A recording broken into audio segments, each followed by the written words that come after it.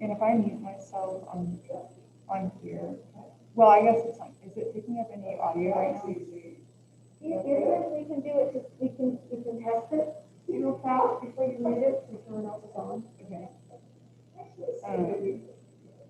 Yeah, go for it. Yeah. How will we know? I mean, I know you're going in there.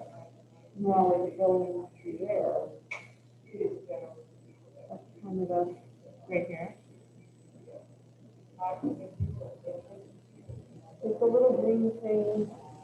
Yes, it's right here. It's on here. Yeah, okay. Good.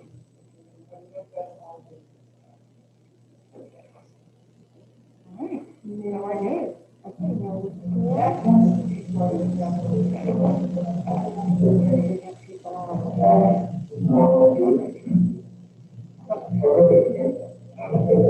Oh, this is, sorry. That was, I clicked on a previous meeting. Sorry about that. Okay. Okay. So we're good. So if you want to, you can mute that microphone so you don't have any accidental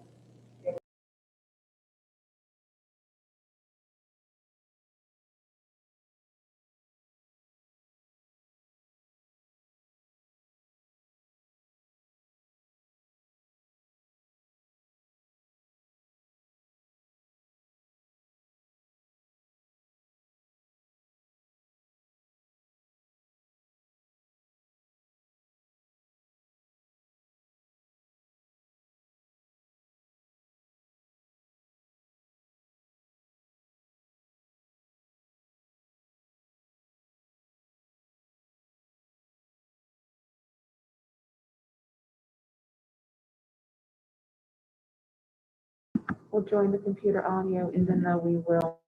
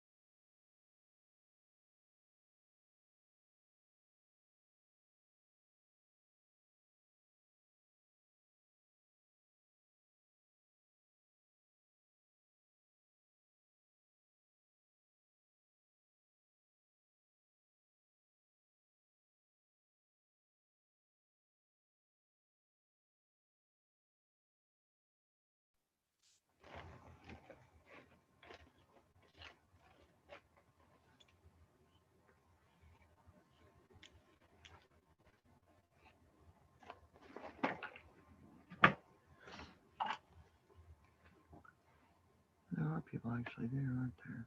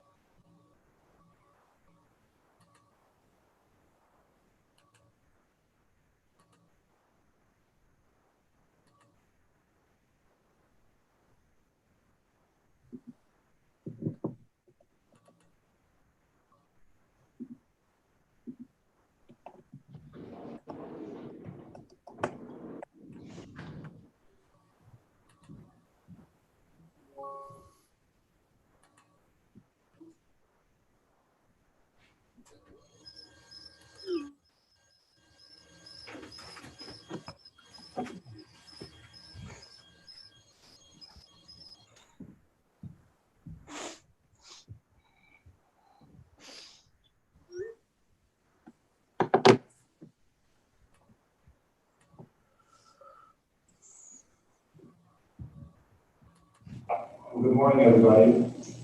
This is Wednesday, September 2nd, and a few minutes past 10 o'clock.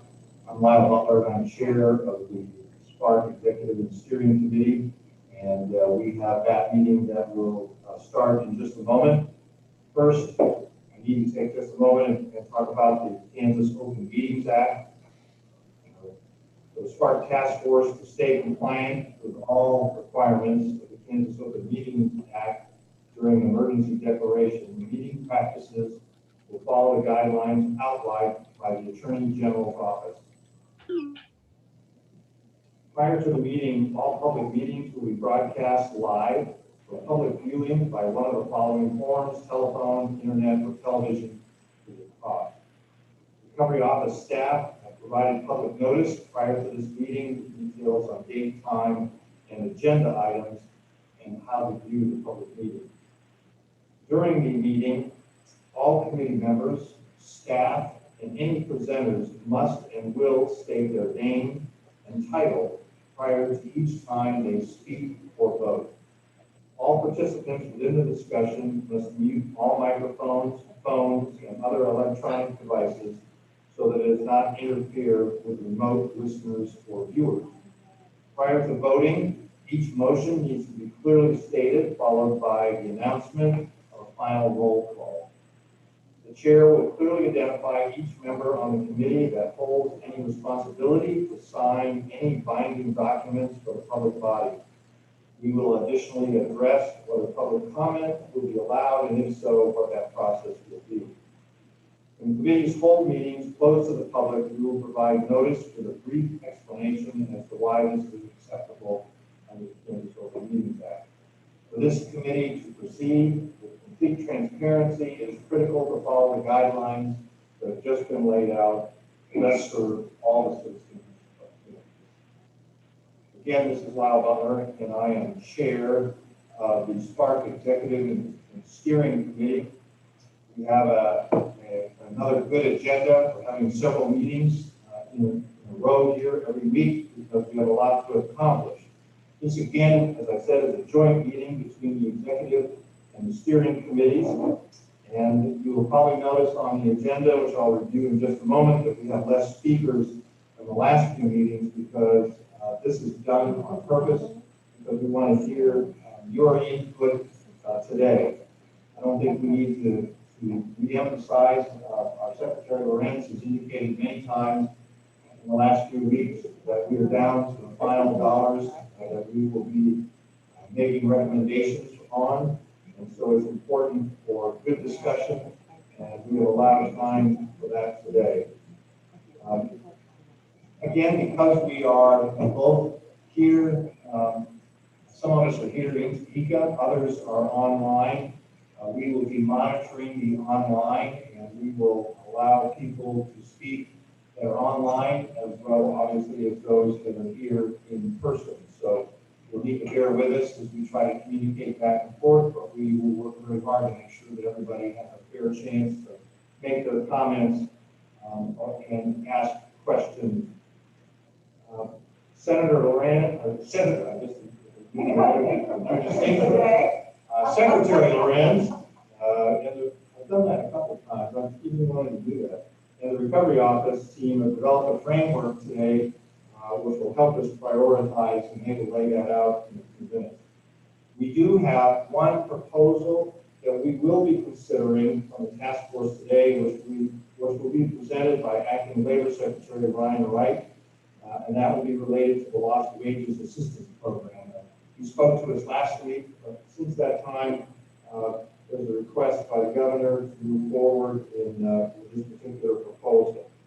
Secretary D'Angela Burns-Wallace will give us an update on the proposed process, the state agencies, and some examples of the type of proposals that we see coming.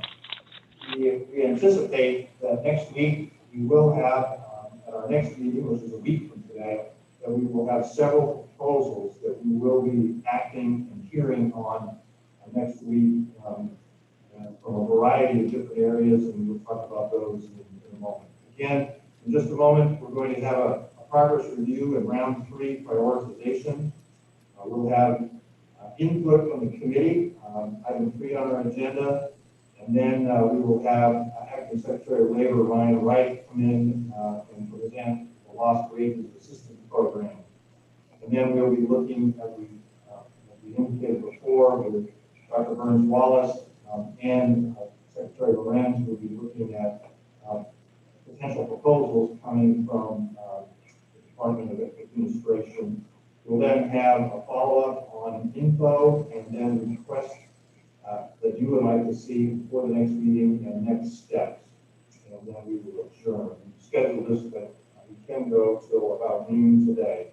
And we will be looking at potentially taking formal action on the one proposal today. So with that, I'm going to turn, let's see, I just want to make sure we'll have to try to stay on schedule and on time. And at this point, I think I'm going to turn it over to our Executive Director, Julie Lorenz, to take us agenda item number 2, progress review in round 3 prioritization. All right, thank you, Lyle. Chair Butler, and I'm going to pause just a second. Are we good on audio now? Good on audio now? The big mixed results, so I'm not sure. We're hearing some folks are not having a problem, some folks are having problems. We're not sure if it's something here or something on their end.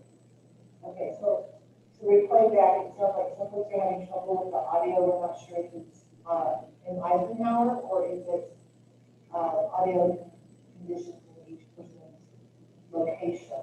How many people are having trouble? How many?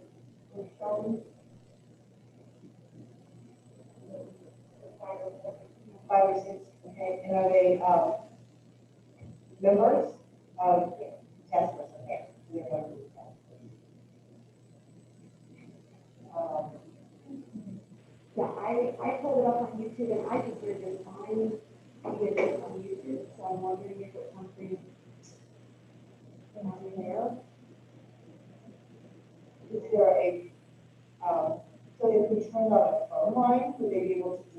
dial in and listen to the phone and just watch the slides from their monitor? Let me get on, I can get up, it'll take a couple minutes, so let me get upstairs and get home and get it set up. You want to use? I have a conference phone downstairs, I just have to get upstairs. Oh, well, we can do this. Here we go again. We can do it on an iPhone and pull it up with a microphone. No, don't laugh, that actually happened. It's, we did, and then if anybody's got any baling wire or some duct tape. Duct tape's usually the answer for everything out of my house. Pardon? The duct tape had our.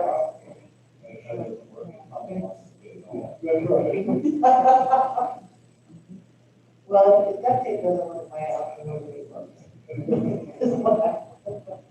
You might have to break down by something new. Do you want to try that first? Yeah, I think so. My concern is,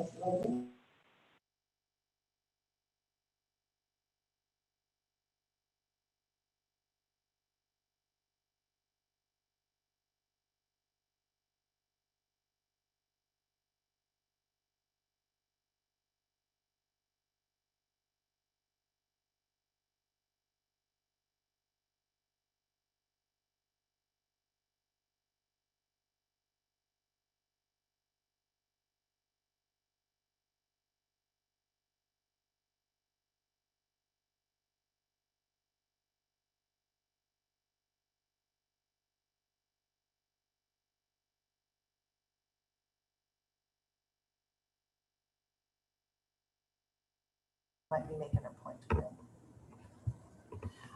I also think we can go ahead. I mean, some of these slides are fairly, self-evident, I would say. So I think we can go ahead and say, we have 119 days until December 30th, tick-tock. So I think we can go on. We all know that we've got a significant time crunch here. Next slide. We're good. Everybody can hear now?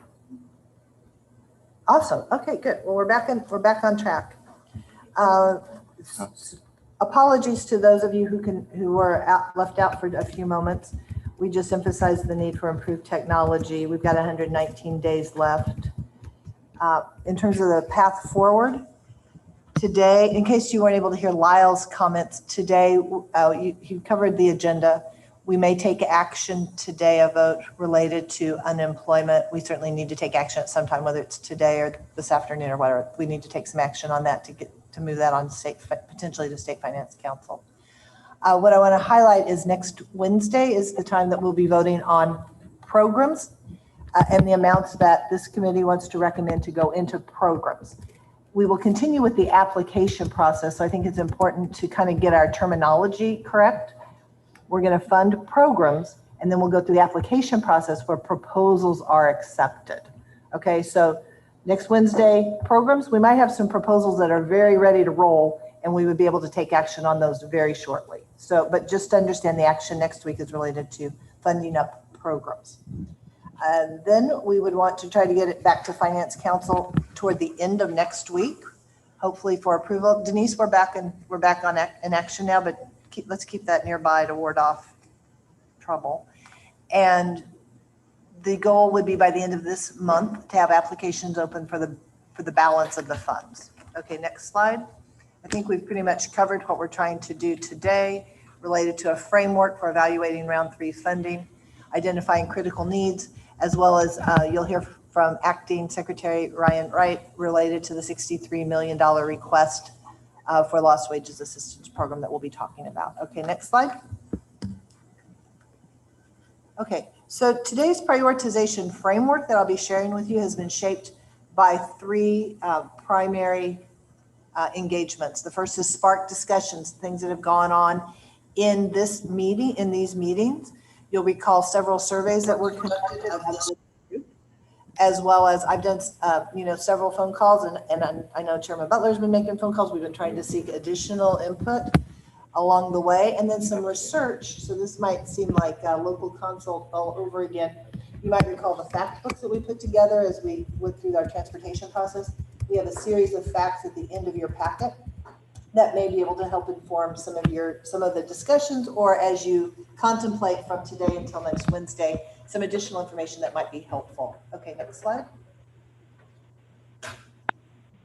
All right, a refresher, because it's, like we just can't say it too many times. First 400 million has gone to the counties. We have a good update on what we're starting to see in terms of their investment.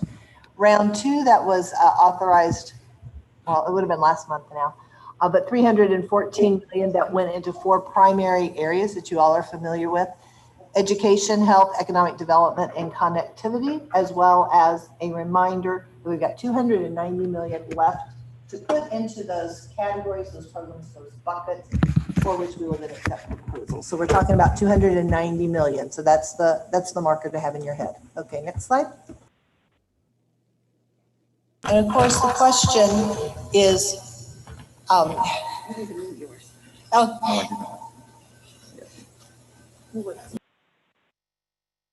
roving. So how can we make the best use of the $290 million? And I appreciate how seriously everybody takes that charge. And everyone is wrestling with what's the best use of that 290. And it's a hard decision. And I want to provide some information today to help inform as you think about that. But I appreciate people take this really seriously.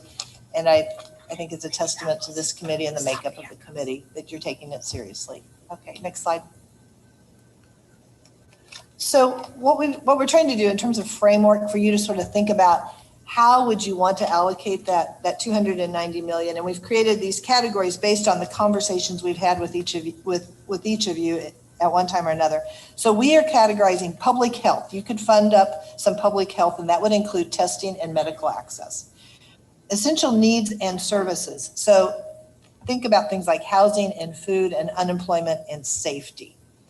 This is a new category, and this is a reflection of what we've heard from members: business resilience and workforce support. And we've included childcare here instead of education, because what we've heard in our conversations across the state is that childcare is part and parcel of supporting a workforce. So kids go to school, parents can work.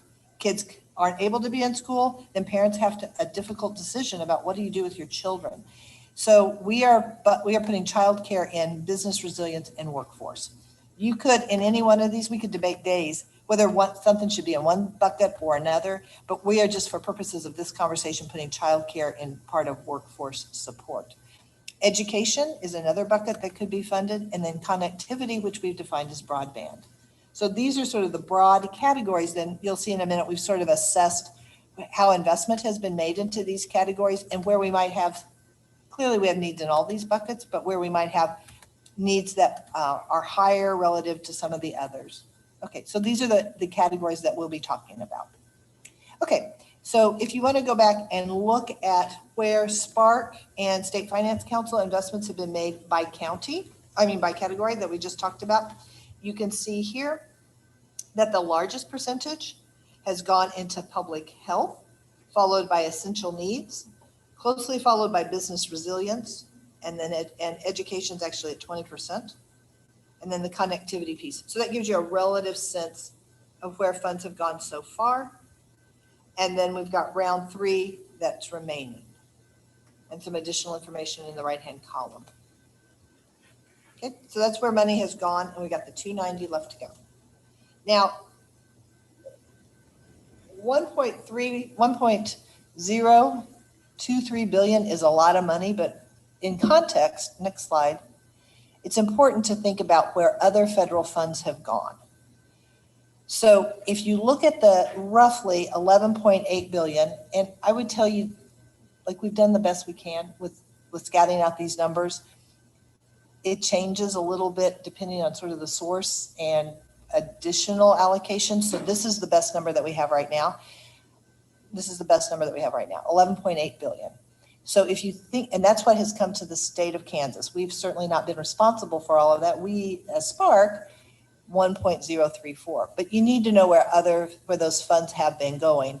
And there is additional information. Whenever you see that little gold tab, it means there's additional information in your packet at the back. But you can see that actually for business resilience, 5.9 billion has come to Kansas, and a lot of that's through the payroll protection program.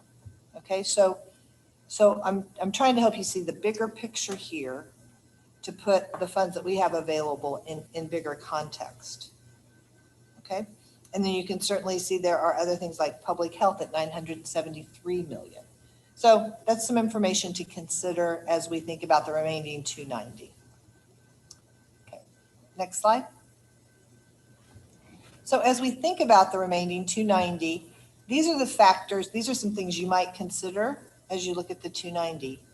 So in 3 areas of urgency, delivery mechanism, and then potential lasting impact. And there are some trade-offs there. How urgent is the need versus how long could the impact, how long-lived could the impact be? So things like basic necessities like housing and food and healthcare and public safety, important to life in the moment, right? As opposed to perhaps broadband, which provides long-term lasting value. I think you could make the argument also that broadband can help with telemedicine, which can have some overlap. So these aren't perfect categories, but these are ways to think about decision-making.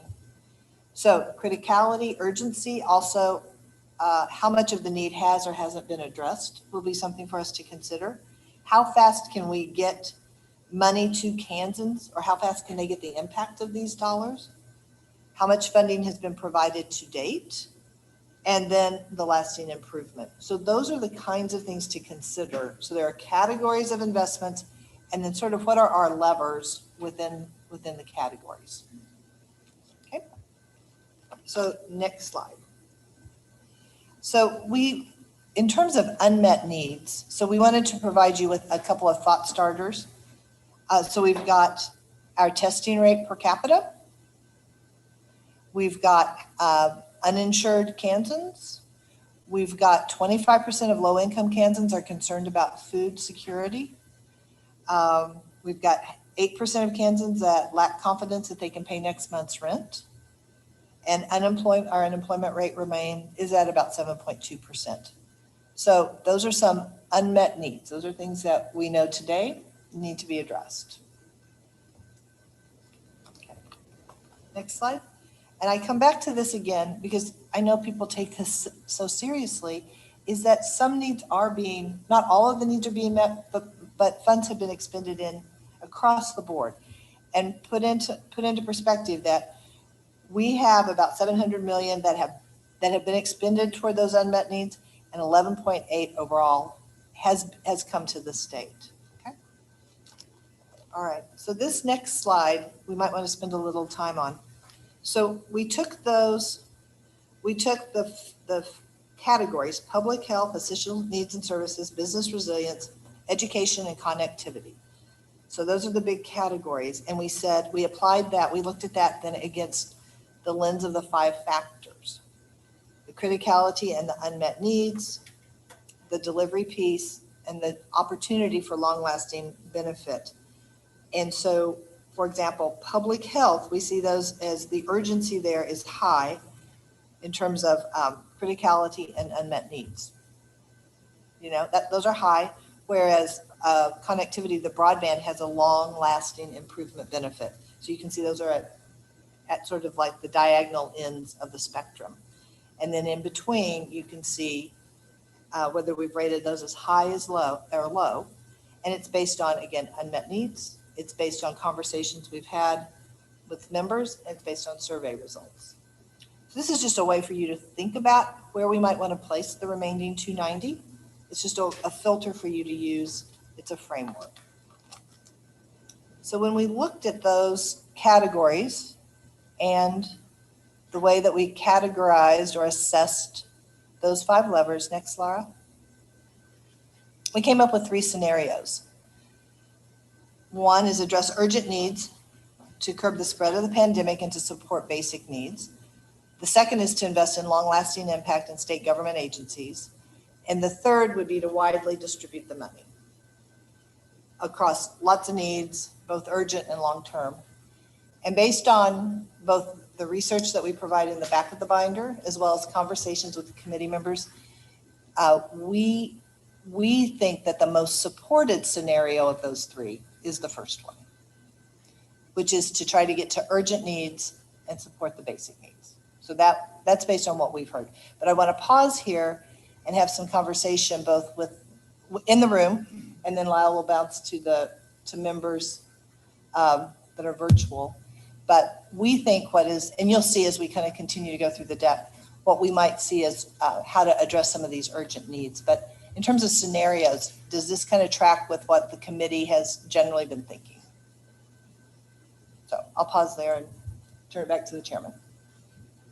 This is Lyle Butler, the chair. First, we'll go to people here in the room, and then we'll go to virtual.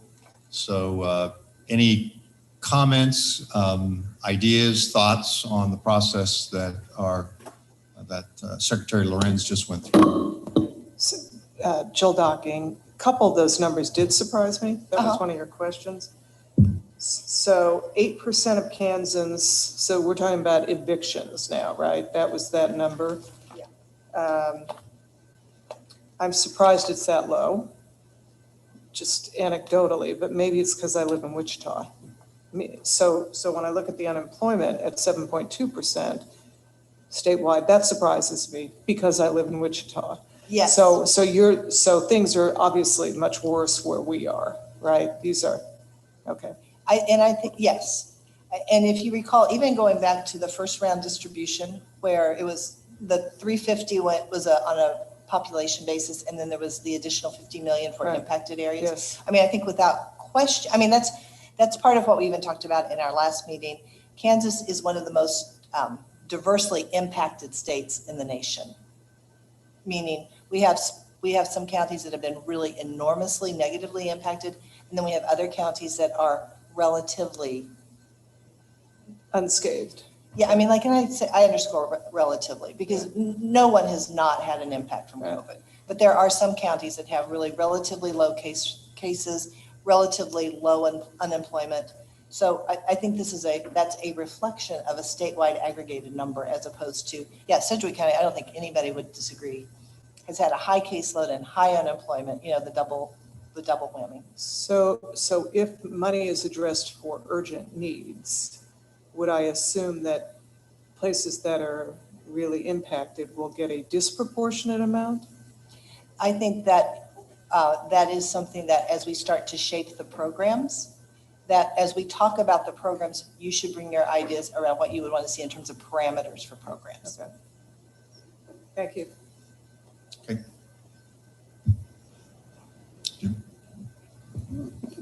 Thank you, Mr. Chairman. I think as we approach phase 3, there's several areas that this committee has had lots of discussion on, but we've not seen any proposals brought forward. And one is obviously testing. We've talked about testing since March. And Kansas testing, you saw the slide, we're 1/3 of where we should be.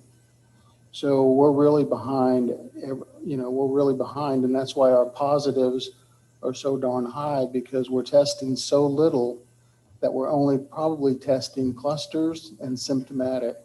So our positive rate is artificially high.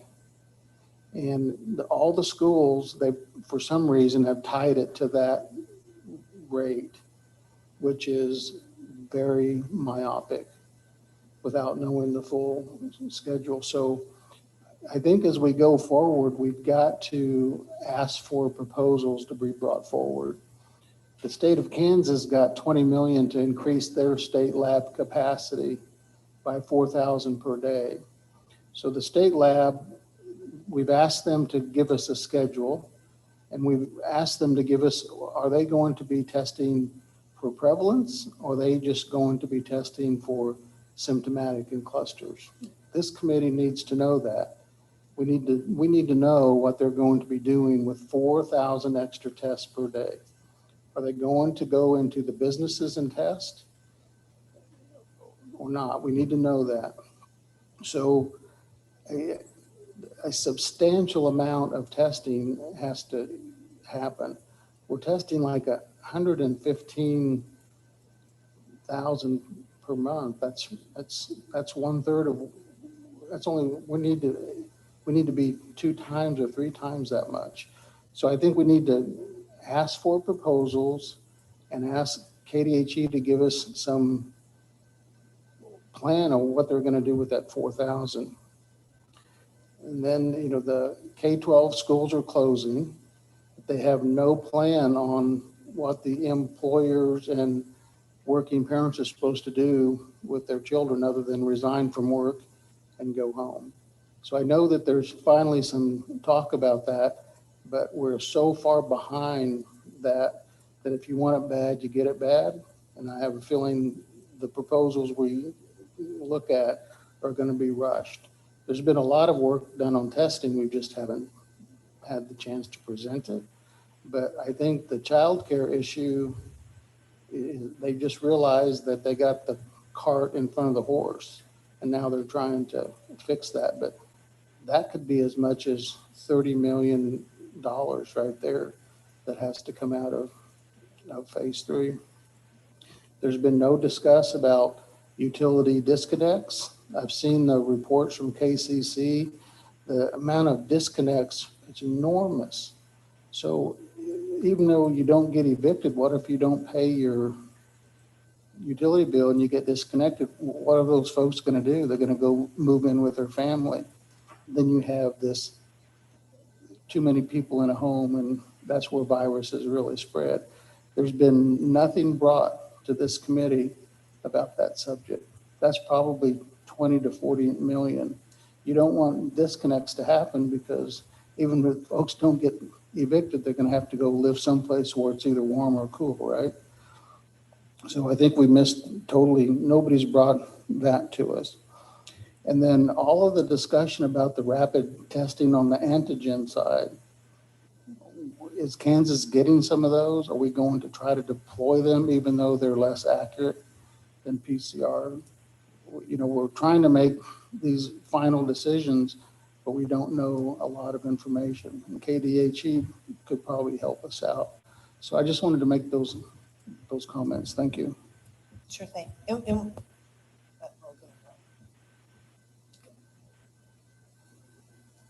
Okay, thank you, Senator Denning. Those are comments we've duly noted, and we are going to get some information and proposals coming forward. So one of my Identify questions, yourself, I'm sorry. Dan Hawkins, Representative Dan Hawkins, 100th District. Thank you, Chairman. One of the items out there, and I don't know if there's going to be a proposal because I haven't looked through this, on the unemployment. I know the governor has announced that she wants to use some of the CARES Act for that $100 state share of this new unemployment program. How much is that going to be? Yep, and we've got information for you on that. And also the slide toward the end, you'll see we've got some ideas, and they're not all inclusive because we want to hear from you, but certainly you'll see a slide at the end that kind of has a range, so that you all can so that you all will be able to say, like, yeah, I want more information on this, that, or the other thing. But and Secretary Ryan Wright will provide some information on that. It might be actually, even though we're kind of like hopping around, I think it might be more satisfying to the committee, Laura, if we go like to the very end. Like, this isn't always a good idea, but I also think to kind of give you guys a framework of where we're headed, it might be helpful if we just jump to the end first. Sorry, that's not like the way I usually like to roll things, but it might be actually helpful. So go to the slide, Laura, that's like number, if you go back,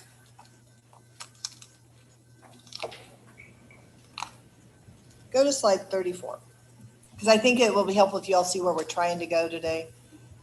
Otherwise, I feel like I'm going to just constantly say, like, we're going to get there, and that's not satisfying to anybody in a meeting. So just go down to slide 34. So you can see sort of like where we're trying to go. And certainly we know that we got folks on the phone also. There you go. Put that one up, Laura, please. Okay. So this is where we're driving to. And like there is a process that we've gone through to think about what people have talked about and what the research would suggest. And so, and we got this STAR system. So believe me, I was going to lead up to this, but the STAR system sort of says, you know, there is like good research, good support, unmet needs, and that's what the stars kind of represent. So in the public health area, we know that there's interest in testing and tracing.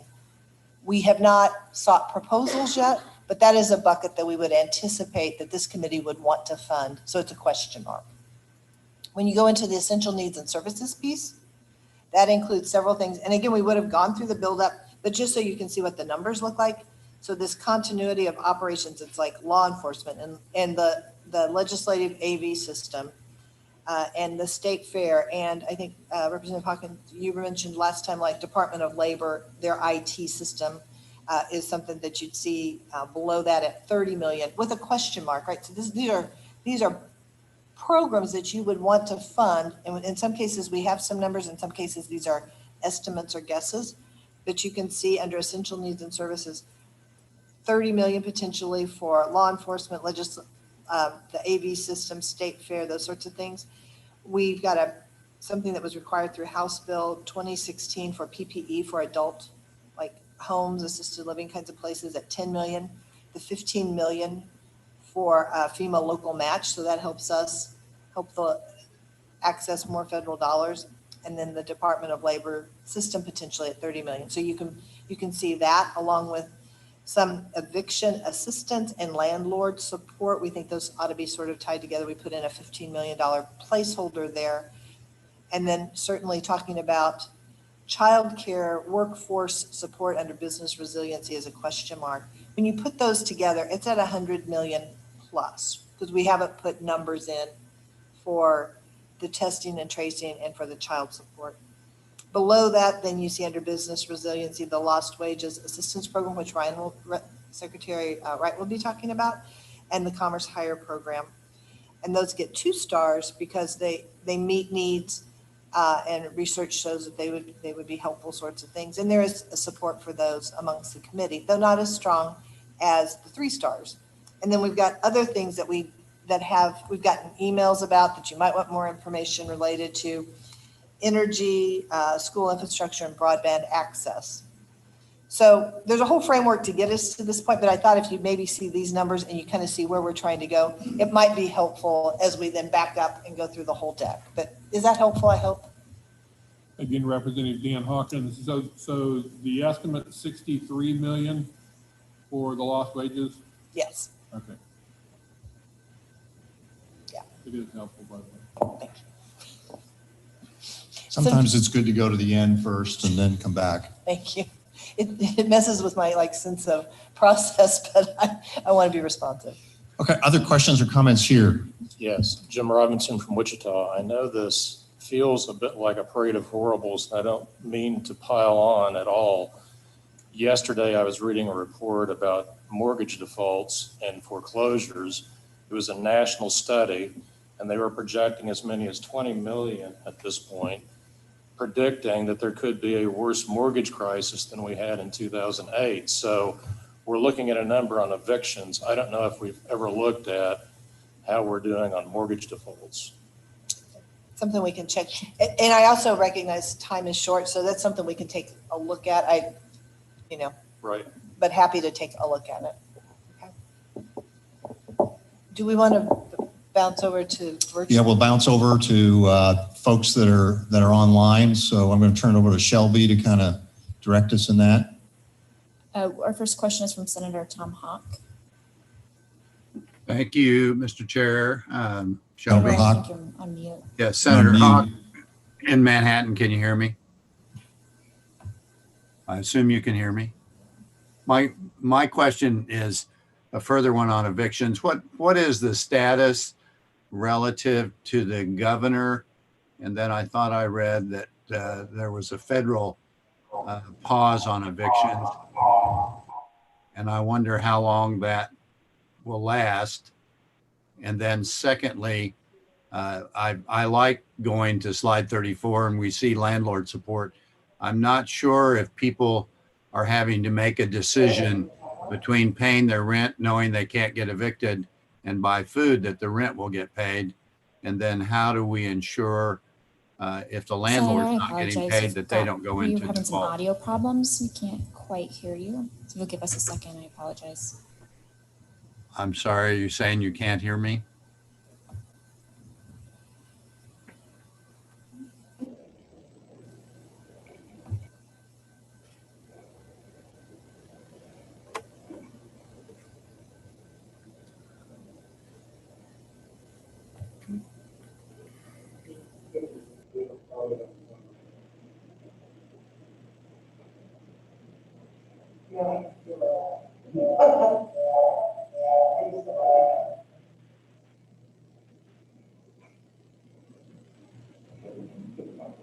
Can we move on to maybe another person and then come back to Senator Hawkins, or is everybody having trouble?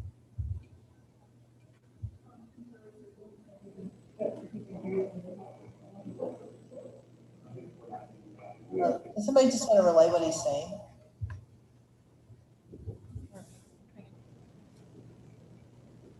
Yeah. Senator Hawkins, can you hear us? Okay, let's try that. I hear you, Shelby. I don't know if you guys can hear me. No. Go ahead. You want me to type my question instead and then you can repeat it? I can't hear Julie. I think that was her talking. So I don't think it's on my end. Tom Gentili said he could hear me. Is it on my end? No, We have to. go ahead.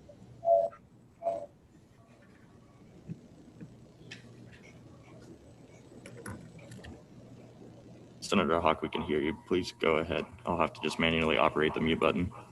Okay, thank you. So my question is just what's the status of the governor's eviction, non-eviction notice? Is there a federal non-eviction notice?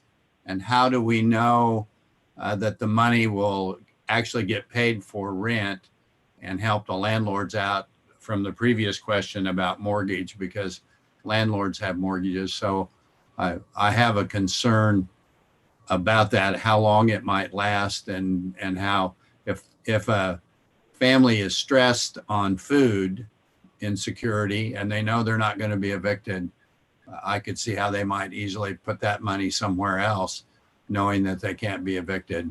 And then again, that doesn't deal with Senator Denning's concern about payment of utilities, because we're not in the cold weather rule yet. So anyway, just curious if we could get some information on that. May need it from KDADS or DCF in terms of what they think might happen in that area. Thank you.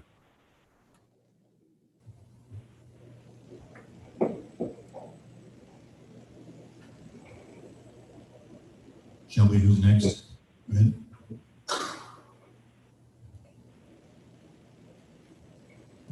I don't believe we have any other questions. Are there other questions for those that are online, or comments you wish to make on what you've heard so far?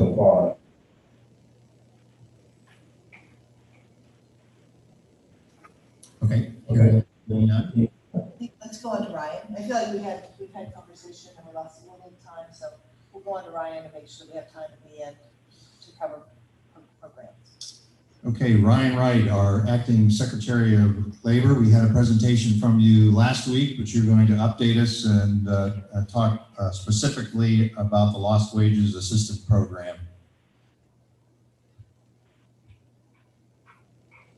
That's right. Can everybody hear me okay? Secretary Ryan, you're on the air. Perfect. Can you hear me okay?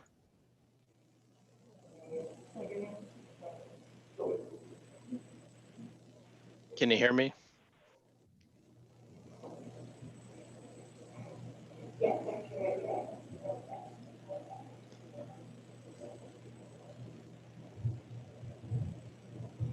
going to be talking about the Lost Wage Assistance Program.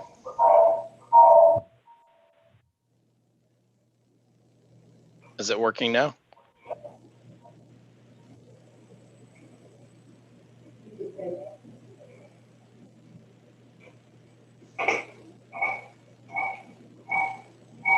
Sounds like it's working online. We're having a few problems, technical issues we're working on. No worries.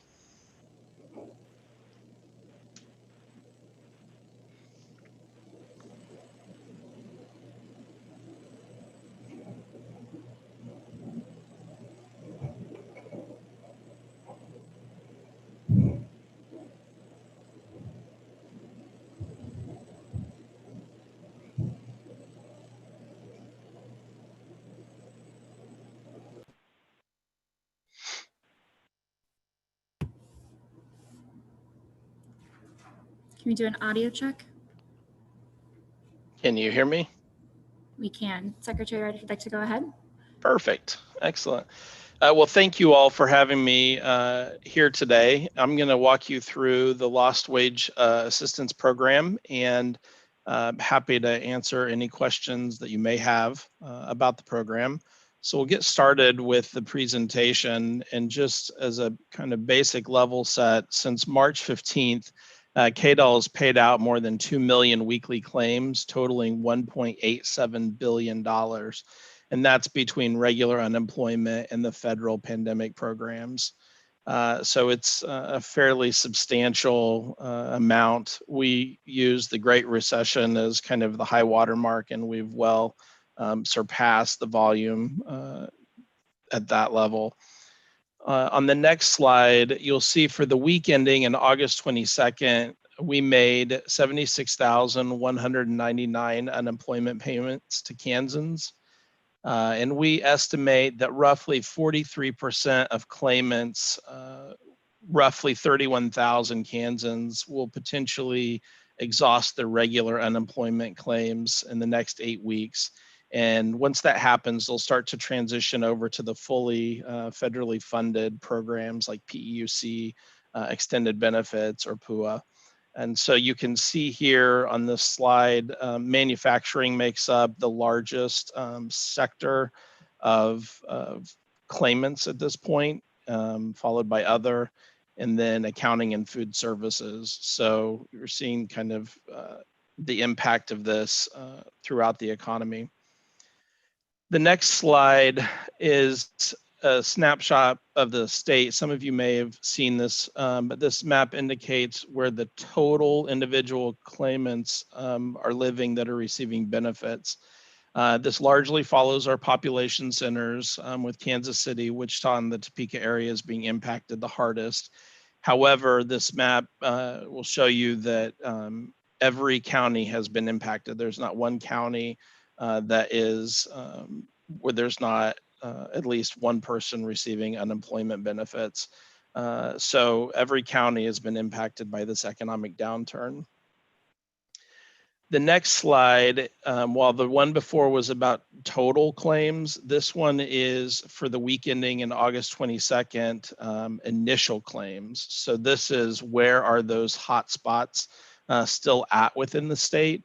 And what we can see through this is that it's still, again, in those major population centers with the Kansas City area and the Wichita area being hit very hard. But I don't want to leave out Saline County, Salina. There's a lot of manufacturing that happens in the county, and we're seeing that reflected in the claim numbers.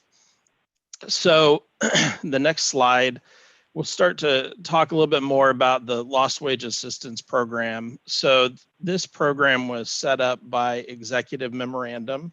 It's a technical designation. It was not an executive order. Executive order, of course, has the force of law.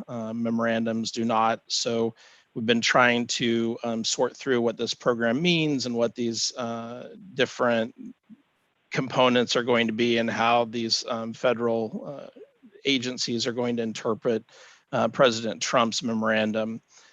So this program is set to allow states to provide up to $400 in additional unemployment benefits each week to those eligible claimants. What makes this a little bit different than, for example, the FPUC program, which you all have likely heard about, that was the $600 a week payment that claimants received that expired at the end of July. What makes this difference is that those folks that are going to take advantage of this program will have to self-certify that their unemployment or underemployment was caused by COVID-19.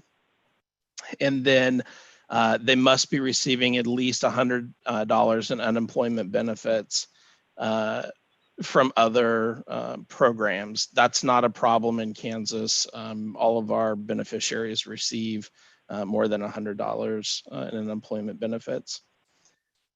The next slide shows exactly that. The average benefit amount for 2020, we call it the weekly benefit amount, WBA, does not include the supplemental payments. The Kansas minimum WBA is $125 and the maximum is $503.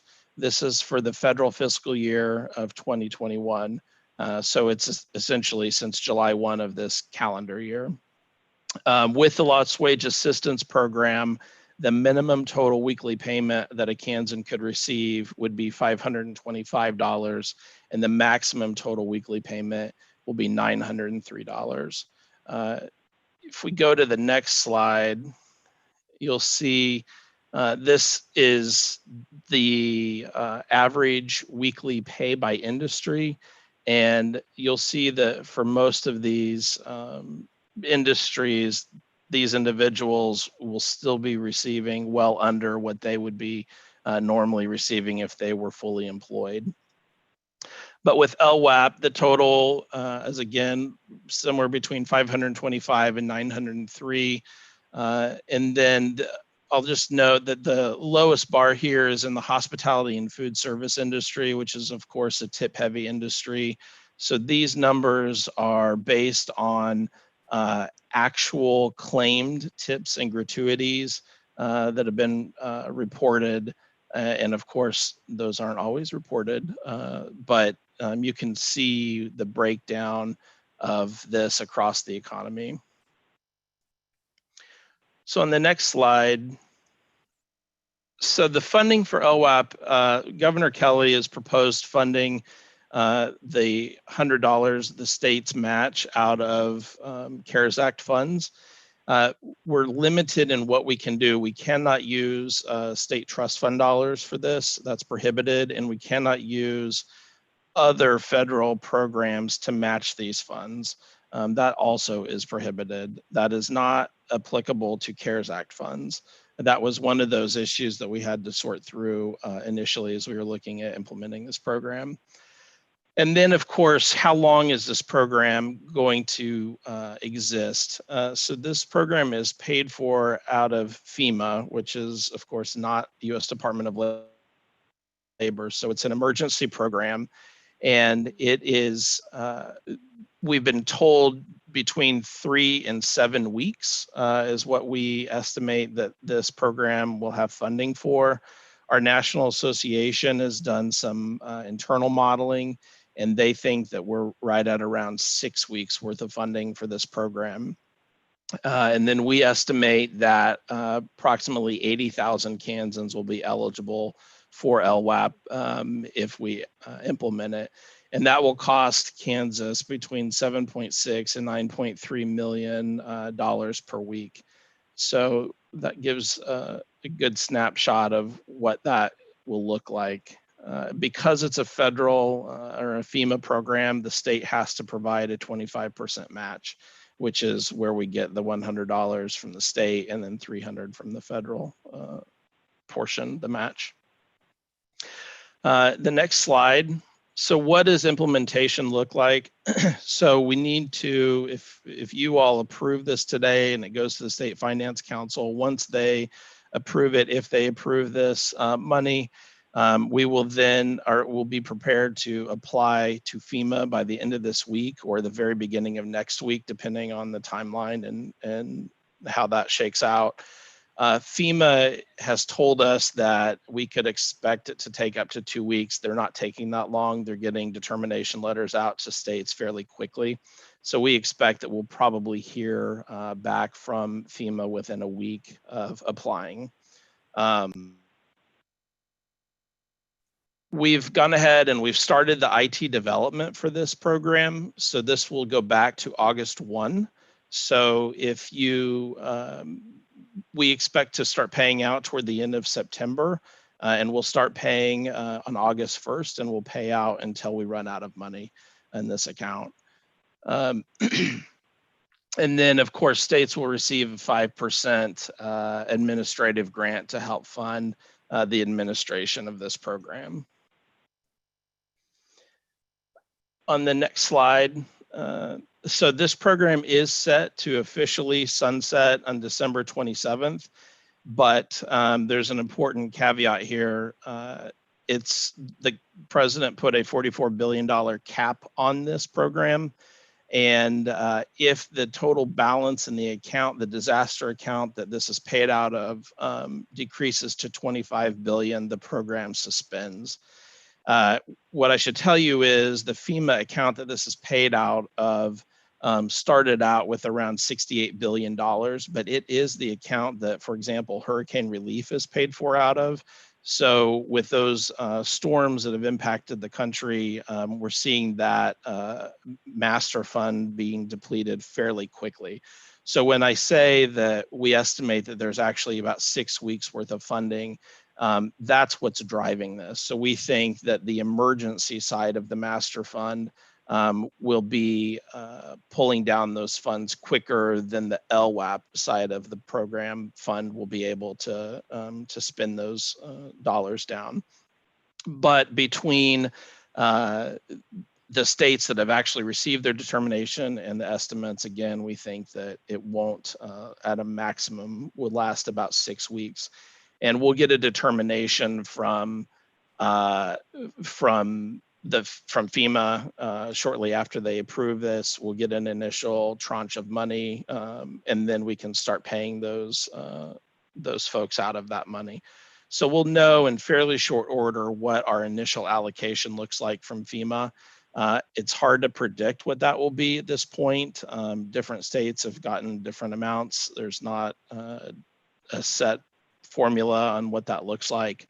But I'm happy to answer questions. And I failed to mention at the start that I've got Peter Brady is also on the line. He is one of the deputy secretaries at the Department of Labor, and he can also answer any questions that I'm not able to.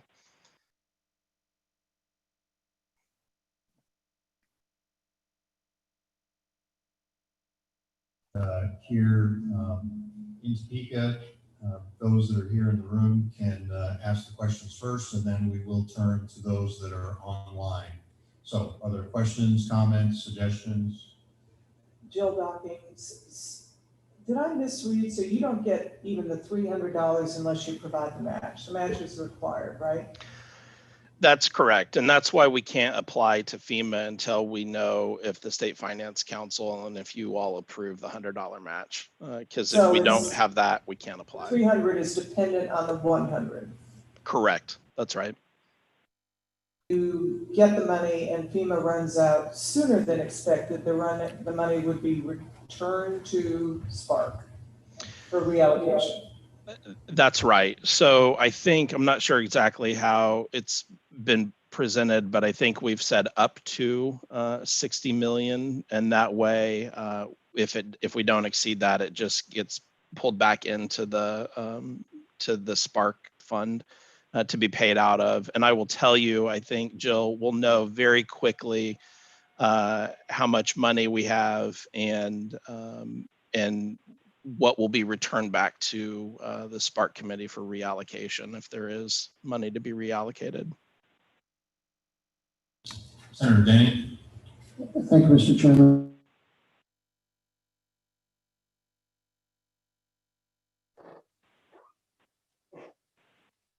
Senator, I think we lost you, or I lost you.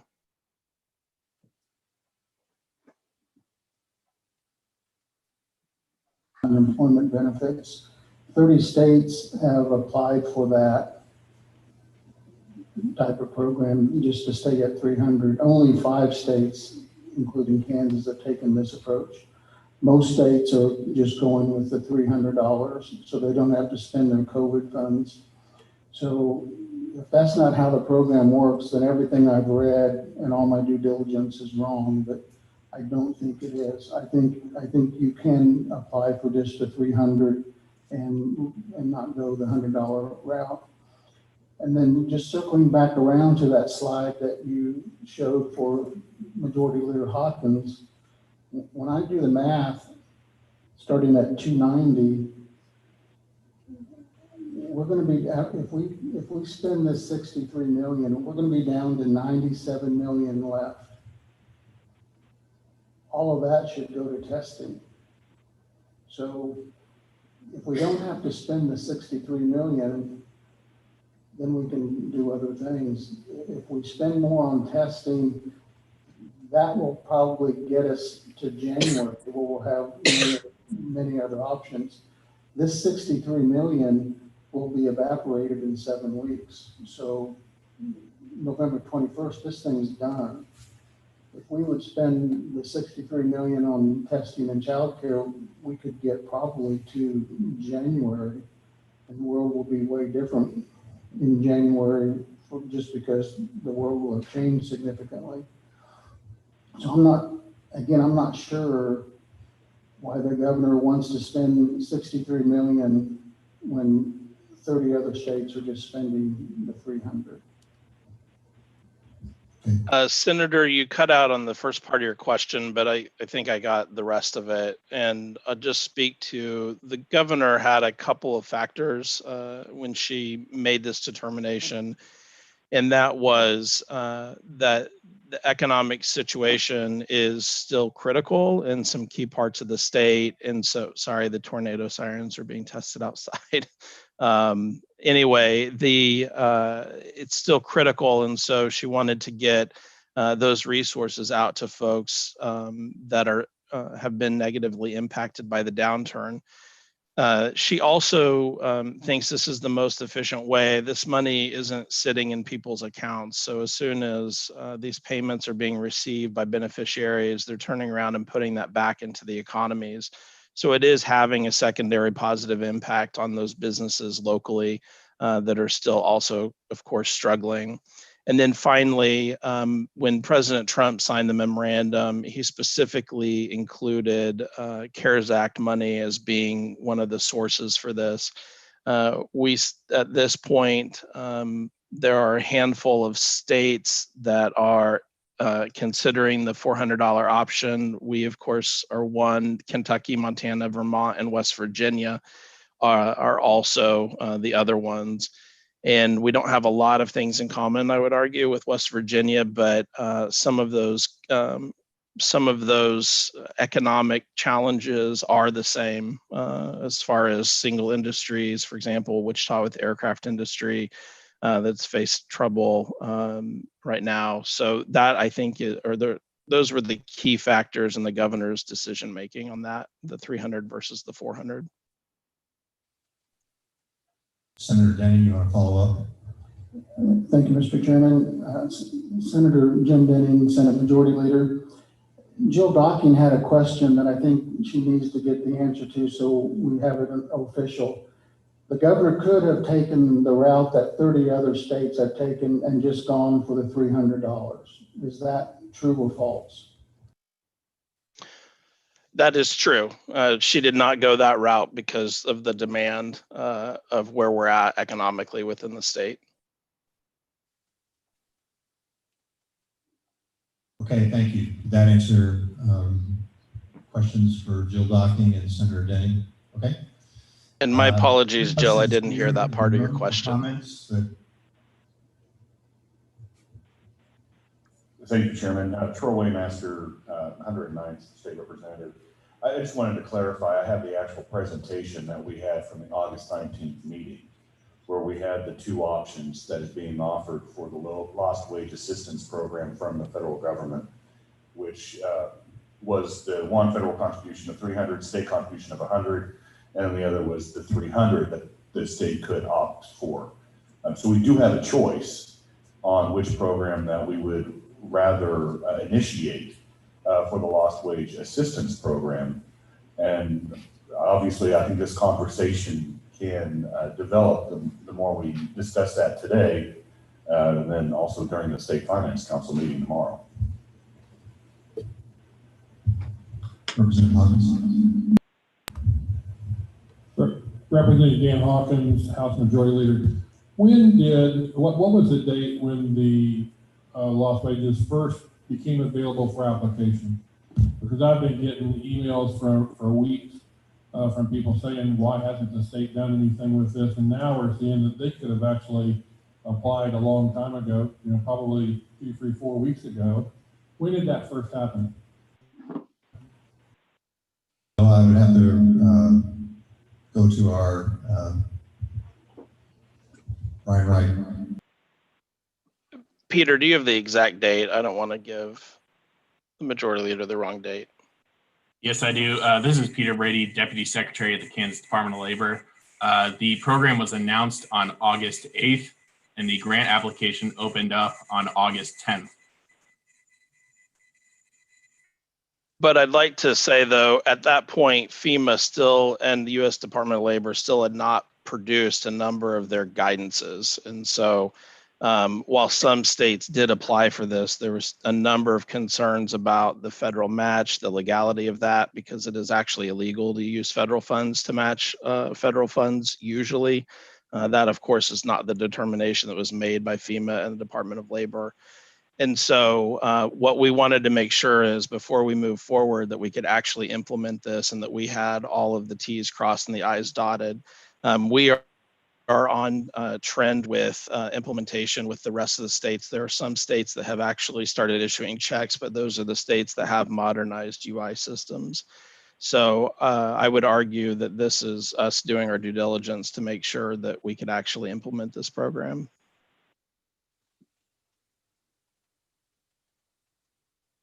Senator Denny, Chair recognizes. Thank you, Mr. Chairman. Just getting ready for tomorrow, if this committee so chooses to move it. The 63 million, I'm assuming, is a fixed cost. So if the program extends for some reason 9 weeks, will your program terminate because you don't have match money? Or will you revert to the 300 at week 8 if that happens? So I think there's still some technicalities to be worked out from FEMA and Department of Labor. They've also not been able to tell states when, how they're going to notify us when they run out of money or when they think they're about to run out of money. So some of those questions we're still waiting on answers from our federal partners. What I can tell you is that there's almost no scenario where this gets extended out beyond the 7 weeks. There's just not enough money because they're pulling from those disaster resources. And as more states, especially like California and Texas and some of these larger states are taking advantage of this program, that's depleting those funds more rapidly. So I don't know if that helps answer your question, Senator. Mr. Chairman, Mayor. Go ahead, follow up. Acting Secretary, it really doesn't, because we need to know if we turn this program on and it goes 8 weeks, in the 8th week, will Kansas shut off because we can't match the 100, or will it revert to 300? We don't have that answer, Senator. I don't know if it's going to go 8 weeks or not, but let's say it does. Does the program shut off on week 8 because we don't have the 100 to match, or does it revert to the 300? The only thing I can tell you, Senator, is what FEMA and U.S. Department of Labor and the White House have told us is that when the money runs out, it runs out and it's over. They've given us no solid indication any other way. This program was put together very quickly by the White House, and most of these processes that would normally be in place are not there for this program. And so that's at this point the best guidance that that we have. I will tell you, we have a standing call every Thursday with our national organization, and we get a lot of updates at that point. So it's entirely possible that we may have more information to share with you. But at this point, the best answer that they've given us is when the money runs out, it runs out. Mr. Chairman, Mayor, final question. Final question. The logic that you just laid out is probably why 30 states have chosen to do the 300 because when the money runs out, it runs out. Well, the way Kansas is approaching this is that if it goes forward, you're not going to have any money to continue it after the 7th week, and nobody knows if those calculations are right. So the logic you laid out is probably why 30 states have taken the 300 route. Mr. Chairman. Yes, go ahead. David Harwood, Chair of the Kansas Works Board. I guess the question I have is why would we not move forward with the $300 allocation? And is there something that would preclude us in the future from using CARES Act funds to augment our state unemployment insurance program to be able to get additional funds out to recipients? That would allow us to get in line for the dollars early and keep us from coming to the trough after it's empty. So it's my understanding that, and I may be wrong in this, so we'll double check this and make sure if it's not accurate, we'll clarify the record. But I don't believe you can issue direct payments out to Kansans from the CARES Act funds. This allows a pathway to do something like that. But at this point, it's my understanding that it has to fall within CARES Act money expenditures have to fall within that narrow bandwidth. And this is one particular federal program that helps match that. Now, there is a letter from the Society for Human Resource Management that has requested $300 million to be put in the Unemployment Trust Fund. That could happen. That's a different way to help support the unemployment system instead of providing direct benefits to unemployed Kansans. And we have a response to that letter. I don't know that it made it into your packet, but you will get that later today if you don't already have it. But that's another way that you could potentially, at the end of this or at some point, provide additional assistance for the unemployment trust fund. But there are limited capabilities for actually providing direct payments to Kansans from the CARES Act money.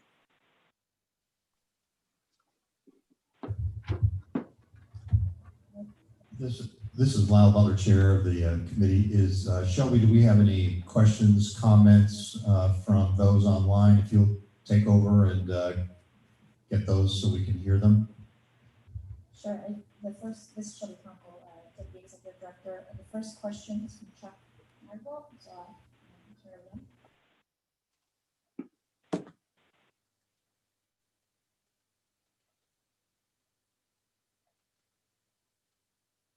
Not hear that. I'm not sure. I could not hear Shelby's comment. This is Chuck Magrill. I don't know if she was asking for my question to come into play, but I'll step in. Chuck Magrill, Free State Brewing Company. I'd like to follow up, I guess, with Secretary Wright. I think the comment that you made really crossed over into some of what Senator Denning was asking about in regards to utility cutoffs and things of that sort. In many ways, I see this application of funding to individuals who are most in need as a way of addressing some of those immediate needs on utilities, on rent, things of that sort, without having to put another intervening agency or department in the midst of getting those funds to individuals. I guess my concern is that we're seeing, as I understand it, it appears to me we're seeing an increase in initial claims filings over the last 3 or 4 weeks, which is not the direction we hope to see going in the state right now. So we know the need is increasing. Secretary, when you mentioned that 6 weeks potential for this program, is that looking at the retroactive component of it? So in other words, would that mean would be funding from August 1 through September 15, perhaps? And in essence, I mean, the money's going to be great going out there, but the money will be going out after the program ends, as far as I can tell. awaiting congressional action for further supplemental support. That's exactly right. And so when this program, we will start paying folks starting on August 1. So we're now, I guess, technically in, what is that, week 5 of the program, if I'm counting right. Yes, we expect for that to start on August 1, and then we'll pay forward from there until the money is exhausted.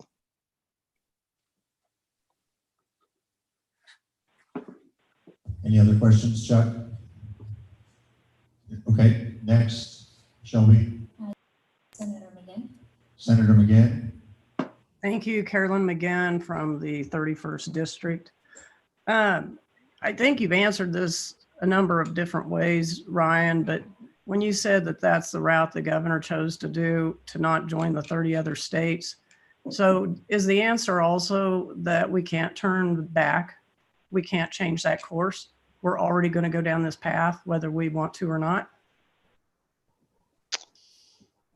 Peter, I want to make sure I'm saying the right thing to you, Senator. When we make our application to FEMA, we have to declare either the $300 or the $400. We don't have the ability to amend that down the road.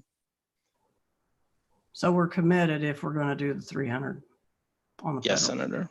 Okay.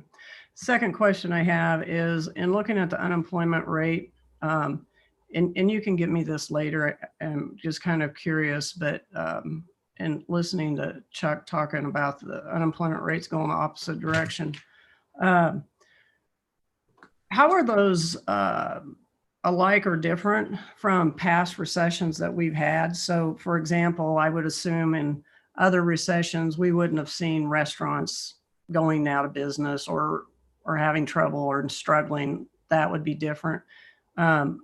We know in Wichita aviation, we already had a problem prior to COVID. And generally when we have that downturn, aviation's always part of that, about every, I think it's an 8 to 10 year cycle. So I'm curious about is there any other particular industry, whether it's construction or something else, that really is showing up as a business that is getting hit harder than the norm?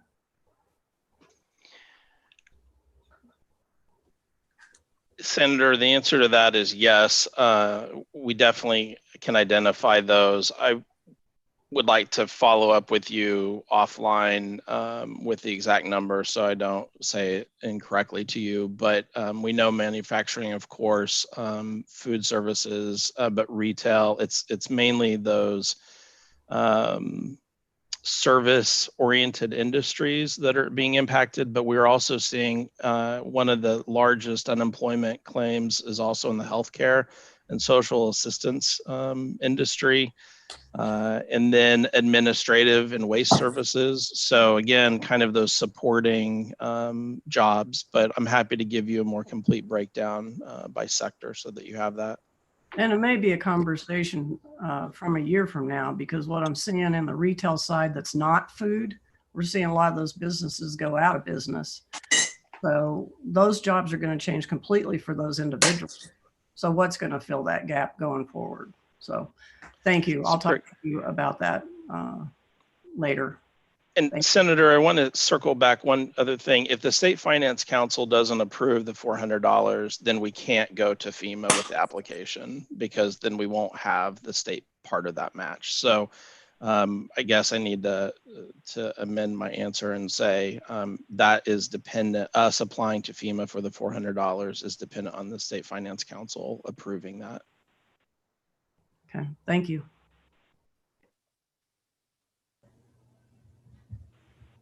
Shelby, are there other comments?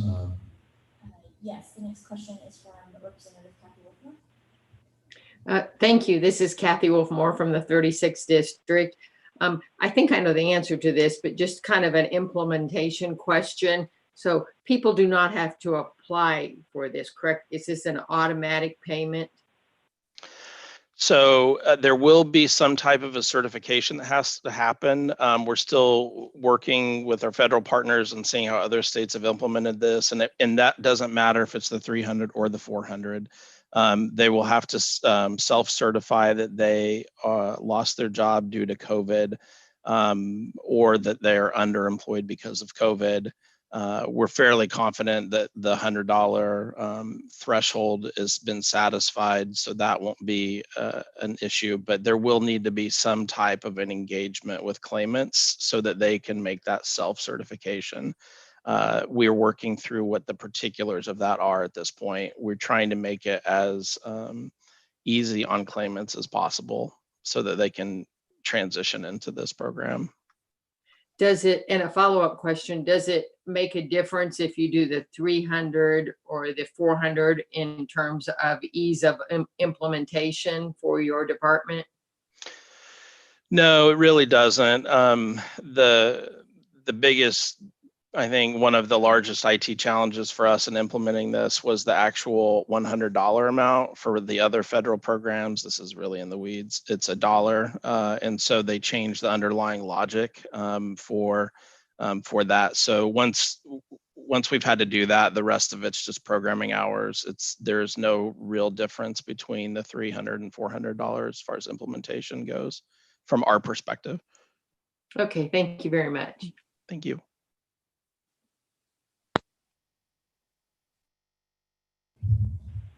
Senator question? Senator Hawk? This may have been asked before, but I don't think so in this way.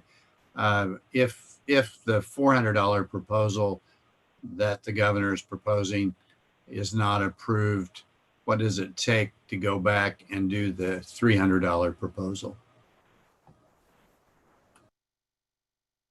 It would, let me get back to you on that, Senator. I want to make sure that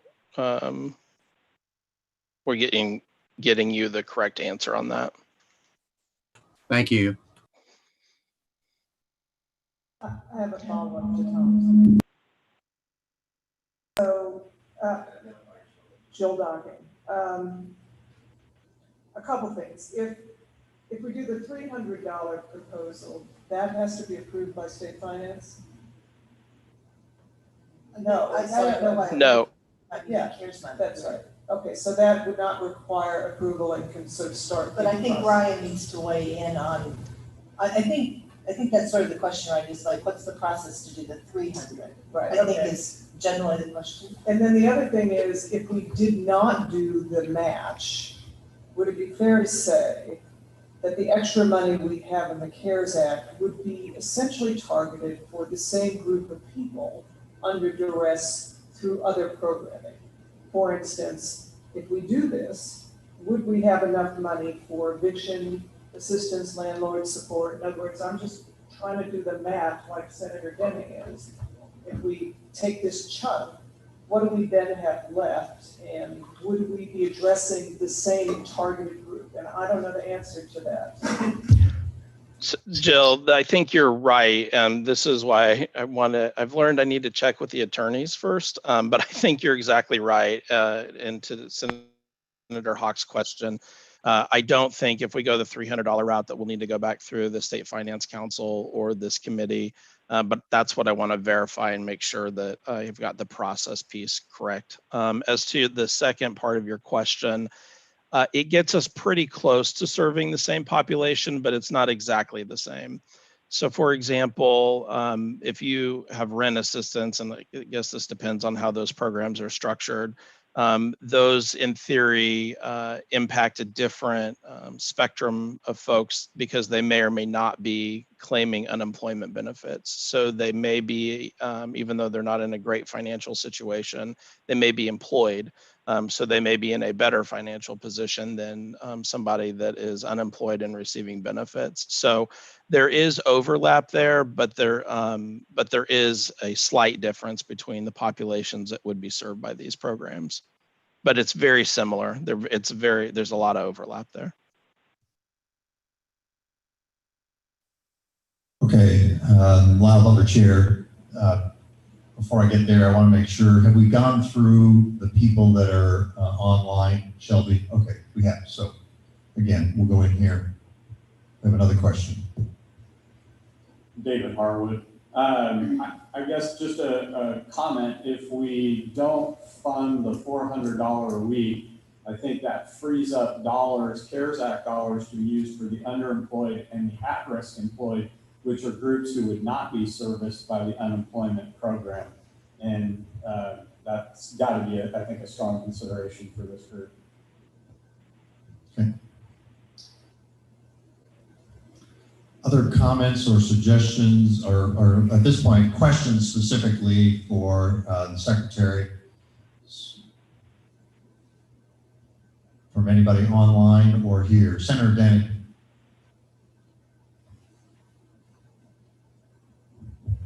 Thank you, Mr. Chairman. Jim Denny, Senate Majority Leader. From all the discussion, there is a possibility that this committee could make a recommendation that the governor go the $300 route. And then we would have 63 million to allocate to what this committee may think is more important. Obviously, my vote would be to throw it all to testing, but obviously the committee process it normally does work. So that would I just throw that out. There's been a lot of discussion about staying with the 300 and letting us have the 63 million to dedicate elsewhere. Thank you, Senator. There are some people we haven't heard from, and if you want to do that, I just want to remind this group, just so everybody understands the process, that the entire steering committee can provide, and it has been providing input to each other so that we have some kind of basis and we can help. That's how Secretary Lorenz has developed some of the processes, and we've done the surveys and all that kind of thing to help us say these are our priorities. In the end, the way the committee is structured is the input that we're receiving. The executive committee, which is a 5-member made off of this group, will make a final vote and determination whether we move forward with 100 or we do as Senator Denning, say for 300, or we just don't make any comment related to it. So it is important that we hear from people that we haven't heard from maybe briefly as to their thoughts from the steering committee, because we've heard from some, but we haven't heard from everybody.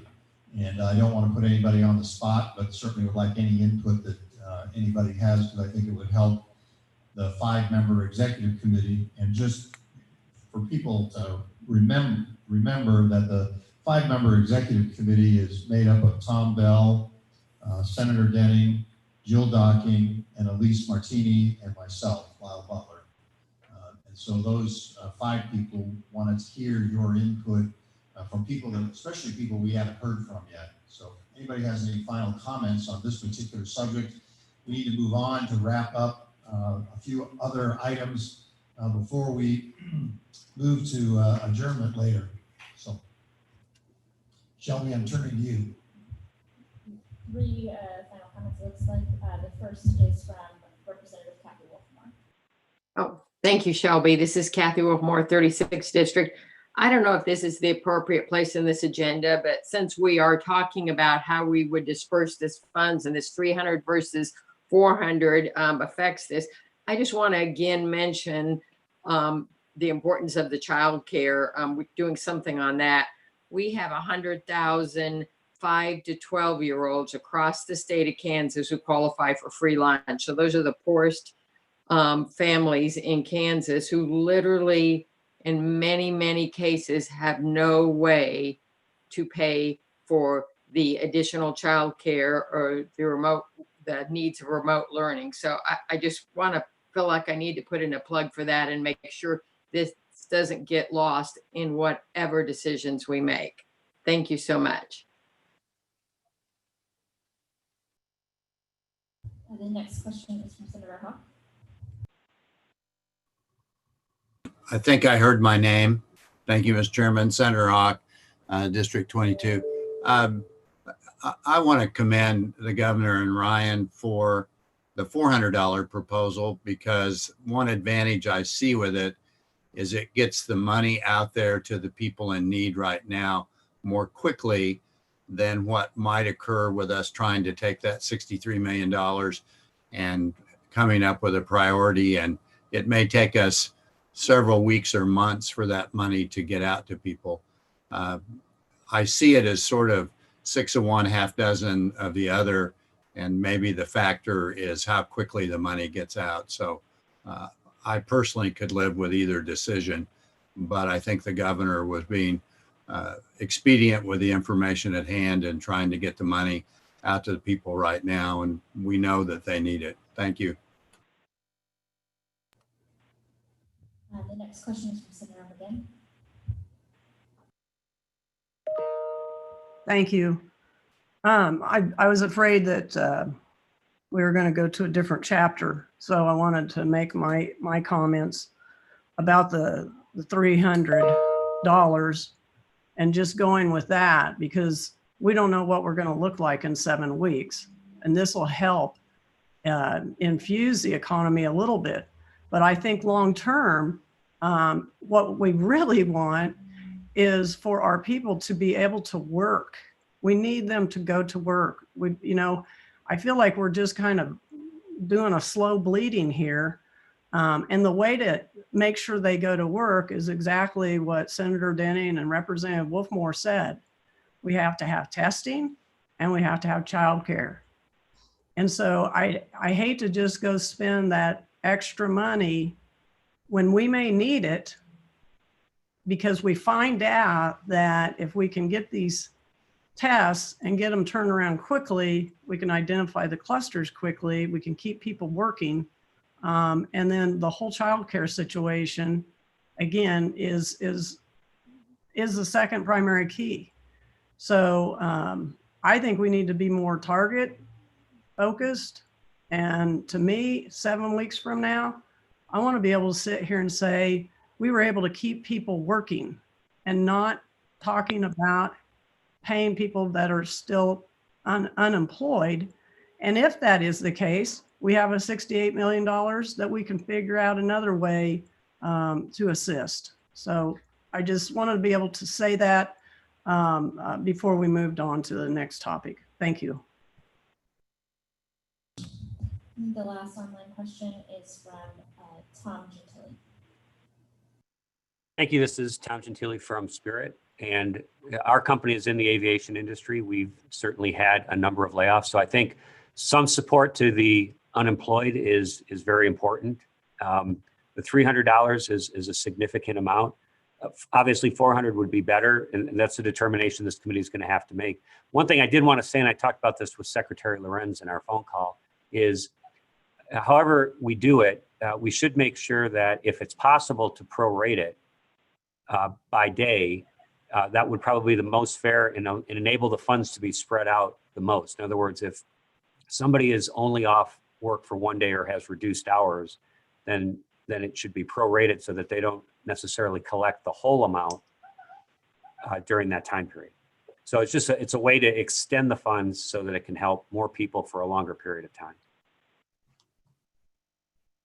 Thank you.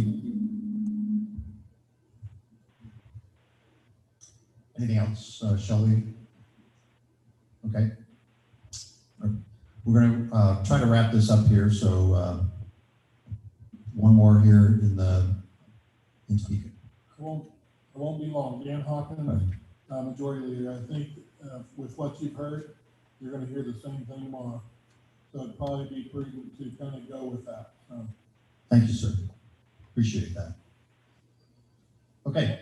I think what we're going to do is we're going to come back to this topic, but we want to get one other thing accomplished before we do that. So I'm going to turn it back over to Secretary Lorenz. Thank you, Chairman Butler. And, Jill, this will kind of get to some of the questions you had. And this is always the danger if you sort of jump the line and go to the end first, and you have to go back to the middle to kind of make up for having jumped the line. But there are a couple of things that I think would be helpful for you to consider in totality before you have to take your vote on whether to move forward with the $63 million. So if we could go to slide 32, there are a couple of things that Secretary D'Angela Burns-Wallace wanted to cover, and then I want to spend a few minutes on slide 34, which is a really rough accounting, Jill, and I think what you were trying to ask, and it's rough, but it will provide a bit of a framework. So if Secretary Burns-Wallace is still with us, if you want to quickly talk a bit about the state agency proposal process, real quickly, and then we'll get to slide 34 and do sort of the accounting piece. Good morning, everyone. Can you hear me okay? Wonderful. So I just want to take a few minutes. I've visited with you over the last few weeks, and so we're just trying to keep you updated on the state agency process. If you remember, we launched the application last week for the state agencies for them to identify their needs in relationship to FY21, the time period that would be covered under the CRF funds. And remember, this is in replacement of kind of the reimbursement process that we use for FY20. One of the things that I really wanted to stress kind of was twofold. One, we've asked the agencies to really think about kind of operational expenditures versus kind of project proposals, and to really focus on those continuity of operations for delivering services to citizens under the current pandemic environment. So the application does not close until this Friday. So of course, we'll have more information for you next week's discussion, but just wanted to throw some of the things that we have been answering questions about or working with agencies to think through and to understand. And so, things like increasing the connectivity, the system that our law enforcement works with through KHP and KBI, there's pieces of that system that we can switch out some of those switches to increase their connectivity for that first responder, particularly in parts of the state.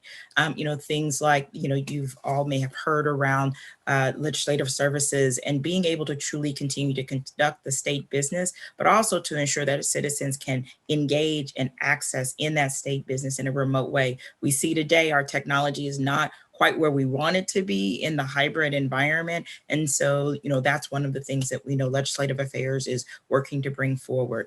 There's a number of examples here. This is not exhaustive, and these are not by any means anything that we've identified to be funded. We wanted to show you kind of some of the examples of what some of the agencies were working on. There are still spaces because we do have, our public facing offices, whether it's a DMV office or other offices that are run by DCF or Commerce, that we're still making sure that we can keep those offices open with screening, bringing in new screening equipment, making sure we have, plexiglass in place, continuing to have PPE in those spaces and trying to gauge what those real needs are. I think many of our agencies did what we needed to do to make sure that we could, in those early days, get up and running. And now we're really trying to make sure we understand more for that long haul to ensure that we can keep the services going, the offices open, things of that nature. So just wanted to make sure that this group was aware we're still working on this. This will come back to you with the idea of, again, helping the agencies think about that continuity of operations for delivering services to citizens in this pandemic time. What do they need to do to ensure that, as this is turning into a much more longer situation, that they are able to deliver those services on time, remotely, effectively, and efficiently. So that is our quick update. And again, we'll have more details where we'll have received the applications, we'll have sorted them, we'll have some, kind of high level summary, very similar to things that you've seen as you looked at other groupings about round one. We'll have that for you, but not until next week, but didn't want to miss the opportunity to just give a brief update in this space. So I'll take any questions if there are any. Excuse me. Do you have any questions here locally or online?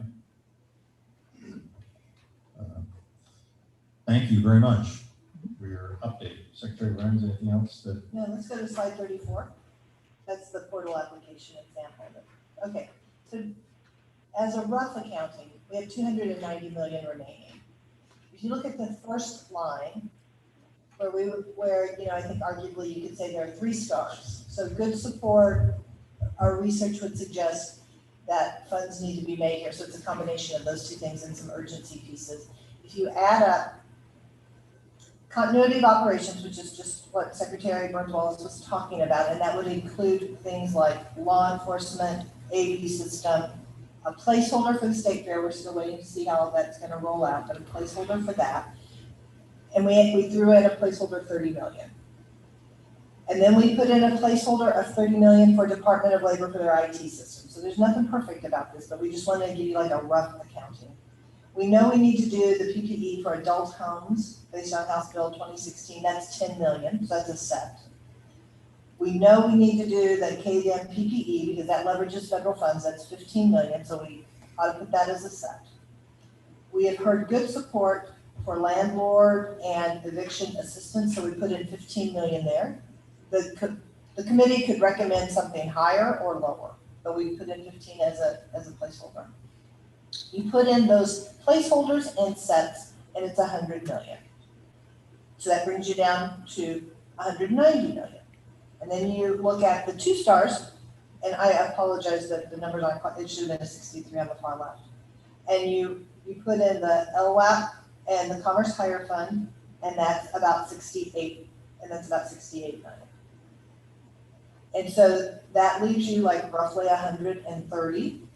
And from that, we know that testing and tracing are needed and are well supported. And we have certainly heard childcare, particularly as it sort of relates to workforce, ongoing learning as well, is well supported. So you have something like roughly, if you did all of those things, you'd have roughly 130 to split between testing and tracing and childcare support. Now, I'll point out at the bottom right, and again, nothing perfect about this at all, but we have heard some things like we'd like to see additional broadband for telemedicine. We've heard from some schools that they'd like more funding for some infrastructure, PPE sorts of things. We've heard some requests from the energy industry. So there are other things out there. I wanted to be clear beyond testing and child support. I've just put those 2 at the top because those are where we sort of got the most momentum. So Jill, to answer your question, that's sort of the rough account.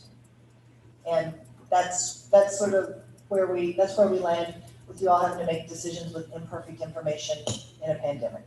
Jill Duffy, thank you. I get it now. So, but we don't have any projections on the cost of testing or the cost of child support.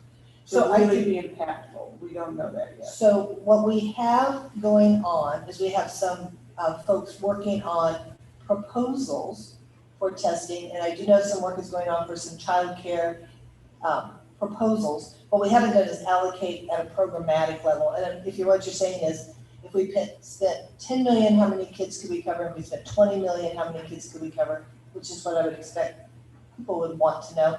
We're not there yet. We're trying to get there for next Wednesday. Perhaps we could think about a midpoint additional information session.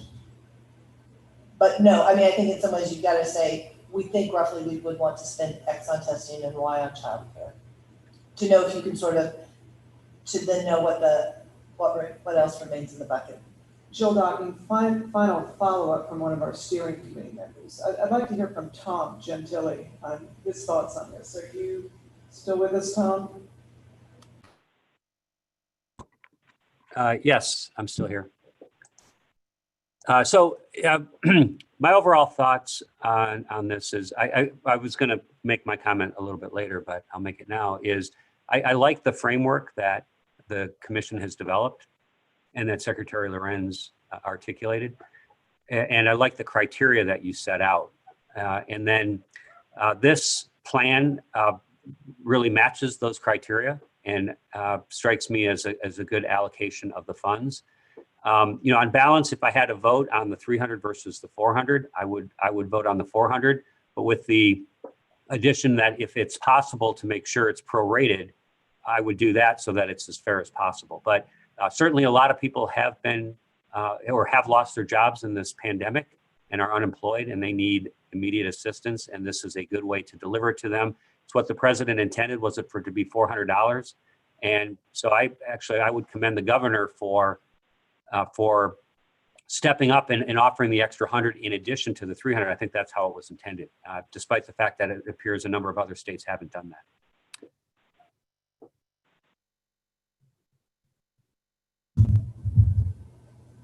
Thank you. Additional, Secretary Lorenz, you have additional information on, do you want to? I don't have additional information. I guess I have a question. Do we want to take a short recess and then come back and vote? And we can decide how long the recess you want it to be. And the other thing that I would ask, Joe, I wish I could answer your question today and say, here's what the proposals look like. We don't have them in hand ready to share, but I do know that they've been worked on. And if we wanted to schedule something like office hours or something later this week, which is like Friday. And I'm trying to keep a level playing field here too. I'm not trying to advantage one group over another, but I do know that folks have been working on some proposals. And if you would like more information on the kind of work that they're undertaking, I think we could do something to create a bit of a platform or forum for some more information sharing. I mean, it stinks to be pushing everybody to make a decision today so that you can make another decision on next Wednesday. So I'm happy to try to pull something like that together if that would be helpful. Jill Docking, of course it's helpful, although we gotta make the vote today. Yep. So, I mean, that's what I'm trying to deal with is, hearing from Tom Gentile is important to me as I live in Wichita and I get what's going on in Wichita. So hearing from him as part of the steering committee has been significant. Okay. But thank you. Okay. I don't know if anybody wants to hear from anyone else on the steering committee. I don't know. Secretary Wright, are you still on by any chance?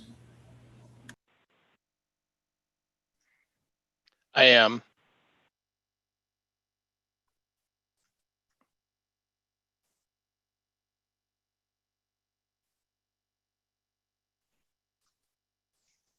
Can you hear me, Lyle?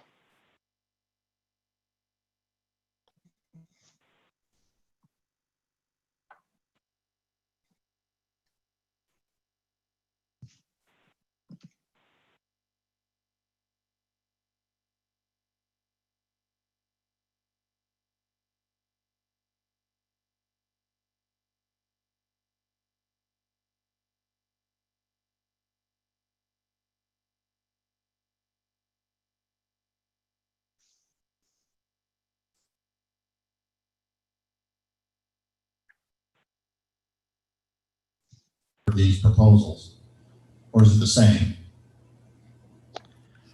Sorry, Lyle, you cut out. I heard you ask if I was here and then I didn't hear anything else.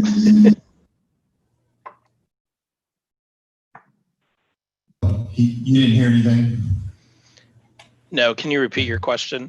We'll try it again. Is that there seems to be somewhat of a consensus that the 300 is supported. Maybe there'll be enough for the 400, don't know yet. But those are could be two different tracks. Is there a different timetable for those, or are we under the same timetable to make decisions on this? So I think that the decision needs to be made on the $400, allow the State Finance Council to weigh in on if they are supportive of that or not. And then if they're not, we can move forward and tweak the application and then apply for the $300 payment if I'm understanding your question correctly. I think we've got to clear the $400 issue before we address the $300 issue. That answers the question. Thank you. Okay. Is there anything else on the agenda that we need to accomplish? I know there's a lot of information yet to come. The only thing that's remaining was a request around what counties are doing with their funds, but that is something that we provide separately to the committee so that we can have discussion around the 300, 400. Okay. All right. Could I ask a quick question for Ryan? Yes, go ahead, please. You can identify yourself. Sure. Ryan, Jim Robinson from Wichita. When you were last here, as I recall, you had some hesitance about going forward with this federal program on a couple of levels. You talked about a complicated formula, and questions, whether it can really be rolled out in 2 weeks. I think you thought then it might be more like 6 weeks. Has that changed? So great question, Jim. Initially, what our IT team believed was that it would take upwards of 2 months to implement because of our legacy system.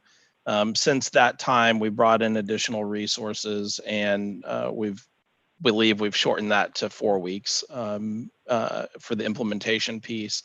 The formula that I referenced, I mentioned briefly earlier, is that $100 piece, and we think we've sorted that out. And then the remaining questions are, frankly, we've been waiting on answers from our federal partners, and those have come in. A lot of those have been answered. Those questions have been answered since the last time I presented to you all. But there's just, because this program was put together so quickly, most of those basic questions weren't there. And so we had questions that we needed answered. And I think where we're at today is a much different place than where we were at even, a few weeks ago, as far as that relates to what we know now. Okay.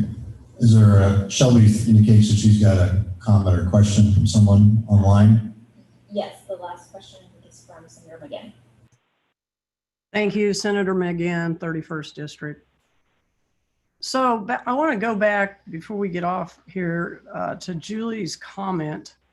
You can call it a work session or you can call it an information session, but Legislative Budget Committee about, I want to say 5 weeks ago, we had a presentation from Wichita State about their testing lab.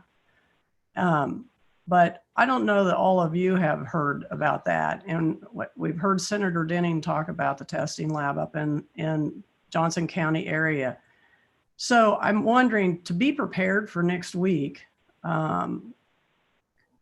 Julie, could we try to just put something out there for an informational presentation, so if people were wanting to learn more about it, that we could do that? And we'll send a poll around. My sense would be, let's do that Friday morning before people start checking out Friday afternoon for a holiday weekend. I don't want to do it on Tuesday because that's too close to Wednesday.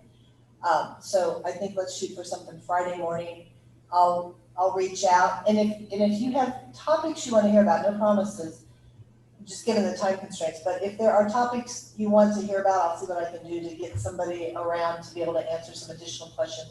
We will make sure that session is focused on both testing and childcare, and think of it as sort of like office hours with the professor, and we'll try to find some professors.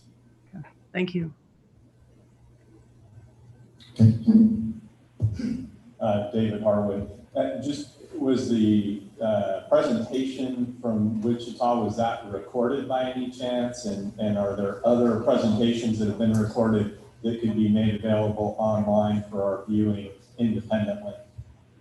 May I answer that question? Can I answer that question? No one can hear me. They must have me on. No, go ahead. Can anybody hear me? Yes, we can hear you. Okay, thank you. Senator McGinn, District 31. Yes, you can go to the Kansas Legislature website and go into archives and you can find it, but it was only WSU that presented, and that was 5 weeks ago. I hear they're up and ready to go now. So I think there'll be a lot of good new information, but you can see, I guess, what they shared 5 weeks ago, but I think if we could get the presenters in from both areas Friday morning, I just think it would be more current information. Thank you. And David's suggesting we record whatever happens on Friday morning, and then we'll make it available for those who can't participate. We'll give it our best shot. Shelby, any other? Okay. I think what we'll do is then we'll plan on Friday morning sometime, we'll set something up, those that can participate, then it'll be an information only, no action item. And we'll provide a recorded session so people, if they aren't available Friday morning, that they can look at it before Wednesday sometime. So we'll get that accomplished. Okay. What I'm going to propose, because I'm one that likes to keep things on time, is that we're up against the noon hour. What I'm going to suggest to some of you who may have other obligations is that we're just going to take a 5-minute recess. These meetings are open to the public, so full steering committee members can stay, the general public and media that are online can stay. But for those that have to leave due to other obligations, they can, and the 5 executive committee members to remain either online or here.